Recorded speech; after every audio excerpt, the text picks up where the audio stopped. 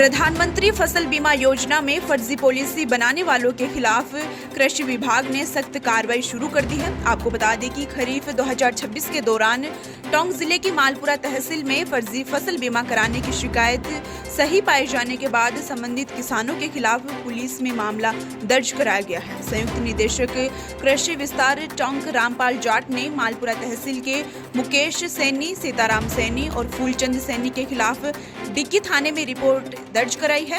वहीं उन्होंने बताया कि कृषि आयुक्त नरेश कुमार गोयल ने फर्जीवाड़े में शामिल सीएससी ई मित्र संचालकों और संबंधित किसानों के विरुद्ध भारतीय न्याय संहिता 2023 की धाराओं में एफआईआर दर्ज कर सख्त कार्रवाई करने के निर्देश दिए हैं। इसी के साथ जांच में सामने आया कि भूमि रिकॉर्ड में फेरबदल कर फर्जी बीमा पॉलिसियां बनाई जा रही थी। कई मामलों में खातेदार की जानकारी के बिना बटाईदार के नाम पर बीमा कराया गया।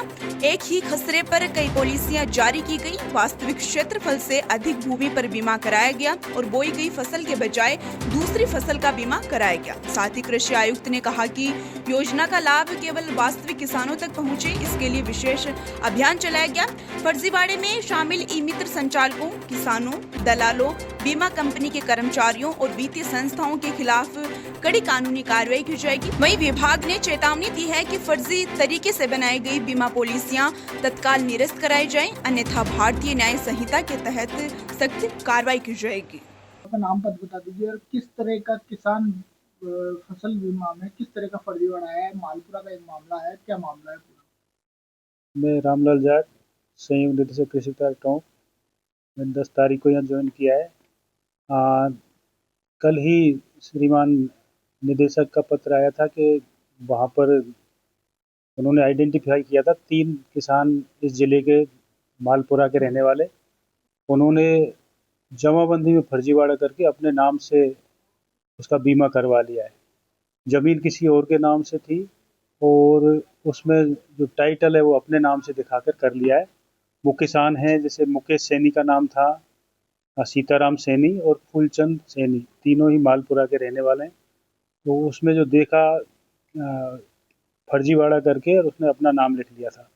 तो इसके लिए कल ही सहायक निदेशक को लिखा और उन्होंने जाकर एसएचओ साहब से संपर्क किया। एसएचओ साहब काफ़ी व्यस्त थे तो उन्होंने उसको मेल कर दिया एफआईआर को और कॉपी सीनियर ऑफिसर्स को दे दिए। तो उनका निर्देशानुसार उनकी एफआईआर दर्ज करवाई है।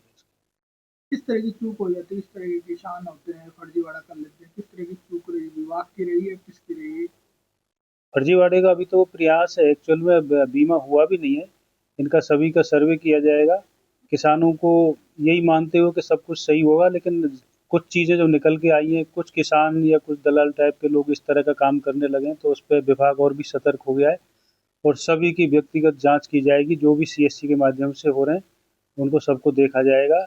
इसको अभी अगर कुछ सफल भी हो जाते हैं तो बाद में 3 सदस्यों की कमेटी है, उसमें रेवेन्यू के, कृषि विभाग के और बीमा कंपनी के तीनों आदमी उसकी जांच करेंगे, तो ये बच नहीं पाएंगे। सर के निर्देश ये थे कि भाई सभी को ये पता लग जाए, कोई अगर गलतफहमी में या कोई नया इस तरह का सोच रहा है कि भाई कुछ भी पता नहीं चलेगा, तो अखबारों में भी चला जाए और जिसका भी पता लगे उसकी एफआईआर दर्ज हो जाए। तो जो कहीं बहकावे में आके कोई अपराध करने की सोच रहे हैं तो वो ना सोचें, इसलिए इसको जल्दी से एफआईआर कराने का प्रयास और प्रचार करने का प्रयास किया जाए। बीमा कंपनी की कहीं लापरवाही तो नहीं रही? अभी बीमा कंपनी के पास ये प्रकरण पहुंचे नहीं है, अभी तो उसका बीमा हुआ नहीं है। ये बीमा की एप्लीकेशंस गई है जिसको पहले से ही इसको आइसोलेट कर लिया, छांट लिया है और उसके आधार पर ये कार्रवाई की जा रही है। एफआईआर दर्ज करने के बाद क्या कार्रवाई? अभी कल ही एफआईआर हुई है तो उसकी जांच पुलिस के द्वारा की जाएगी। तब अगर जो भी उसका गुनाहगार निकलेगा तो जो संबंधित धारा उसमें कार्रवाई